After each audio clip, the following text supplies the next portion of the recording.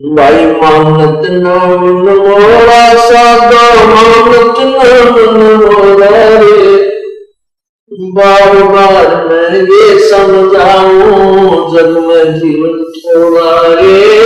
बार बार मैं ये समझाऊं जग में जीवन थोड़ा रे। मानत नाम मोरा साधो बार बार मैं ये समझाऊं जग में जीवन थोड़ा रे। बार बार मैं ये समझाऊं जग में जीवन थोड़ा रे। इस काया का गर्व न करियो के काया के घोड़ा रे। इस काया का गर्व न करियो के काया के घोड़ा रे। बिना भजन कछु काम न आ जाए एतर छड़को चारों ओर रे।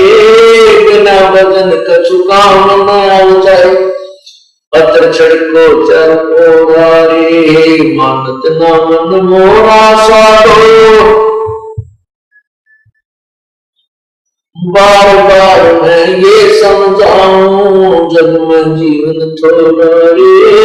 बार बार मैं ये समझाऊं जग में जीवन थोड़ा है। इस माया का गर्व न करियो के हाथी क्या घोड़ा रे। इस माया का गर्व न करियो क्या हाथी क्या घोड़ा रे। जोड़ जोड़ धन बहुत बटोरा लाखों और करोड़ा रे। जोड़ जोड़ धन बहुत बटोरा लाखों और करोड़ा रे। मानत ना मन मोरा साधो बार बार मैं ये समझाऊं जग में जीवन थोड़ा रे। बार बार मैं ये समझाऊं जग में जीवन थोड़ा। दुविधा दुर्मति चतुराई में जन्म गया नर तोड़ा रे। दुविधा दुर्मति चतुराई में जन्म गया नर तोड़ा रे। अब भी आने मिलो सत्संग में करो गुरु ज्ञान पे गोरा रे। अब भी आने मिलो सत्संग में करो गुरु ज्ञान पे गोरा रे। मानत ना मन मोरा साधो बार बार मैं ये समझाऊं जग में जीवन अरे। बार बार मैं ये समझाऊं भाई शरण पड़े ने गुरु संभाले जानिक बालक गोवारे। गुरु शरण पड़े तो गुरु संभाले जानिक बालक गोवारे। कह कबीर तुम चरण चित राखो जो सोई मनोरा रे। कह कबीर तुम चरण चित राखो जो सोई मनोरा रे। मानत ना मन मोरा साधो बार बार मैं ये समझाऊं जग में जीवन थोड़ा रे। बार बार मैं ये समझाऊं जग में जीवन थोड़ा रे। क्या बताते हैं कि सत्संग आने के बाद भी ये मन इधर उधर की सोच में ज्यादा ही उलझा रहता है। उसको याद दिला जाता है कि इस काया का गर्व न करिए भाई के काला के गोरा रे। ये जो मिट्टी का बना हुआ 5 तत्वों से बना हुआ पुतला है, इसके अंदर झांककर जरा सा देखे तो ये कुछ भी वस्तु नहीं है। इसकी शरीर की नाड़ियों में खून घूम रहा है, रक्त चल रहा है, मांस हड्डियों के ऊपर मांस लपेट रखा है, अंदर शरीर में थूक टट्टी पेशाब और सारा गंध भरा पड़ा है। हमारे शरीर की क्या सच्ची चीज है? जैसे आपने एक्सीडेंट के अंदर कोई कुत्ता मरा हुआ देखा और रोड के ऊपर, उसकी आंख कितनी दूर तक बिखरी पड़ी होती है, उसके अंदर से टट्टी और पेशाब उसका अलग से पड़ा होता है, और शेष शरीर का जो मांस, हड्डी और चाम तो इधर उधर सड़क के चिपका हुआ होता है। तो उससे अपने शरीर की तुलना कर लेना बिल्कुल अंतर नहीं। तो इस भगवान ने इसके ऊपर सब ये कुछ अंदर भरकर और ऊपर ये पॉलिश कर रखी, किसी का काली पॉलिश है, किसी का गोरी है, अंदर सेम मटेरियल है। तो यहां बताते हैं इसका गर्व न करियो के काया के घोड़ाए, इसका का गर्व न करियो के काया के घोड़ाए, भाई बिना बदन कछु काम न आ जाए, यत्र छड़को जन ओरारे, बिना बदन कछु काम न आ जाए, बदन कछु काम न आ जाए, और इतर छड़को जन ओरारे। इस शरीर के ऊपर कितना तो बढ़िया पाउडर छिड़क लो, कितना सुगंधित वस्तु तेल इसका मालिश कर लो, कोई बात नहीं, कोई सफाई शरीर की आवश्यक होती है, नहाना है, साबुन लगा लो, वो बात अच्छी है। लेकिन भगवान ने ही बचा परमात्मा को याद नहीं किया तो इस मिट्टी का कोई लाभ नहीं, ये व्यर्थ है। फिर हम दूसरा गर्व करते हैं, गर्व कार हो जाए, कोठी हो जाए, पहले घोड़े, आज तक तो कार, पहले घोड़ा जिसके घर में होता था एक रिच माना जाता था, वो एक साहूकार व्यक्ति माना जाता था। जैसे आज जिसके घर में कार हो वो धनी व्यक्ति मान लिया जाता है। तो परमात्मा बताते हैं कि इस माया का गर्व ना करियो कि हाथी के घोड़े, और जोड़ जोड़ दंडोत बिटोड़ा लाखों और करोड़ा। अब परमात्मा के नाम बिना यह जोड़ा जड़ा धन ऐसे व्यर्थ हो जाता है। कैसे? एक समय की बात है, अब देखो पुण्यात्मा जो हमारे अनुयायी हैं, जब से इस दास को आज्ञा हुई है परमात्मा की महिमा गुणगान करने की, उसी समय से सत्संग सुनते भी आ रहे हैं, और सत्संग में वही बातें होती हैं जो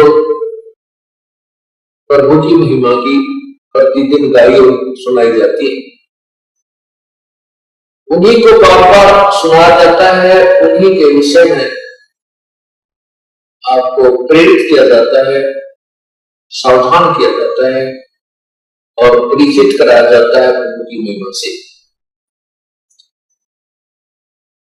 तो आपको प्रति बार, जितनी बार भी आप सत्संग सुनते हो और परमात्मा की महिमा कथाओं के माध्यम से सुनाई जाती है, यदि आपको अच्छी लगती है तो आप बहुत ही अच्छी भक्ति कर रहे हो, आपके अंदर परमात्मा की चाह है। अन्यथा क्या हो जाता है, जैसे हम प्रतिदिन खाना खाते हैं, रोटी आटा वही होता है और रोटी वही होती है। यदि आप स्वस्थ हैं तो वही रोटी, उसमें दाल सब्जी का थोड़ा बहुत फेरबदल हो जाता है। अगर दाल सब्जी ना हो और स्वस्थ है, समय पर आपको खूब भूख लगेगी, और समय पर जब आपको भूख लगी होगी तो सूखी रोटी हो, अचार मिल जाए तो भी अच्छा, नहीं तो पानी के साथ खाकर भी स्वादिष्ट लगती है, पेट भर जाता है। यदि वो व्यक्ति बीमार हो जाता है, बुखार हो जाता है, और मलेरिया बुखार जिसको हो जाता है, उसको रोटी अच्छी ना लगती, उसको वो रोटी अच्छी नहीं लगती, कड़वी लगती है, मनुखा दाग से संतरा उसको बहुत ही कड़वा लगता है। न तो वो सेब कड़वी है, ना मनुखा दाग कड़वी है, ना रोटी कड़वी है। कड़वी उस बुखार में उस पुण्यात्मा, उस भक्त की शरीर की अवस्था को खराब कर दिया, जिसके कारण उसको मीठी वस्तु भी कड़वी लग गई। इसलिए तुलसी साहब कहते हैं, तुलसी पिछले पाप की चर्चा ना भाव, और जैसे जोड़ के वेग भूत पिता हो जाए। जब हमारे ऊपर पाप कर्मों का दबाव बढ़ जाता है, बुखार बन जाता है, तो हमारे को परमात्मा की महिमा रूपी उनका दाग कड़वी लगती है, अच्छी नहीं लगती, स्वार्थी नहीं, रुचि नहीं बनती सुनने को, आनाकानी करता है। और जिस समय ये बुखार उतर जाता है, जिस समय उसका रोग बुखार जड़ उतर जाता है, फिर वही व्यक्ति उसी उन्हीं रोटियों को, चाहे लुखी मिल जाए, सूखी मिल जाए, नमकीन हो, सब्जी मिले चाहे ना मिले, उनको रुचि कर खा जाता है, क्योंकि वो स्वस्थ है। जिस प्रकार जड़ उतरने के उपरांत स्वस्थ व्यक्ति सुबह शाम उन्हीं रोटियों को रुचि रुचि खाता है, उसके मन में रुचि नहीं बनती तो वह स्वस्थ है। इसी प्रकार जिसमें आपके पाप कर्म सत्संग में आने से नरम हो जाएंगे, बदन शिवन से कम हो जाएंगे, आपको परमात्मा की चर्चा इतनी स्वादिष्ट लगेगी कि आप बेसब्रे हो जाओगे। आपको चाहे 100 किलोमीटर पर जाकर भी सत्संग सुनना पड़े, 400 किलोमीटर भी जाना पड़ जाए, आपको ऐसी भूख लगेगी, आप पहुंच जाओगे, क्योंकि आपके वो पाप कर्म समाप्त हो चुके हैं, जो जिन्होंने आपके मन में, आपकी आत्मा में बुखार बना रखा था, जोर बना रखा था। आप स्वस्थ हो गए, आपकी आत्मा स्वस्थ हो गई है, अब इस राम नाम की चर्चा की भूख लगती है। तो जैसे भी जो भी प्रतिदिन खाना हम खाते हैं, प्रतिदिन अच्छा लगता है, तो हम स्वस्थ है, और जिस दिन अरुचि होगी समझो बीमार हो जाएंगे। उसका ट्रीटमेंट क्या है, उसका उपचार क्या है? उपचार यही है कि उस रोग को खत्म करने के लिए कड़वी गोलियां ही खानी पड़ती है। गोलियां, दवाई, औषधि कड़वी होती है, और चाहे रुचि ना हो औषधि खाने की, कड़वी भी लगती है, वो खानी ही पड़ती है। और कड़वी औषधि खाने से रोग कट जाता है। इसी प्रकार आपने कभी कभी सत्संग सुनते सुनते रुचि बन जाती है कि ये कथा तो हमने सुन रखी है, तो समझो आप बीमार हो गए।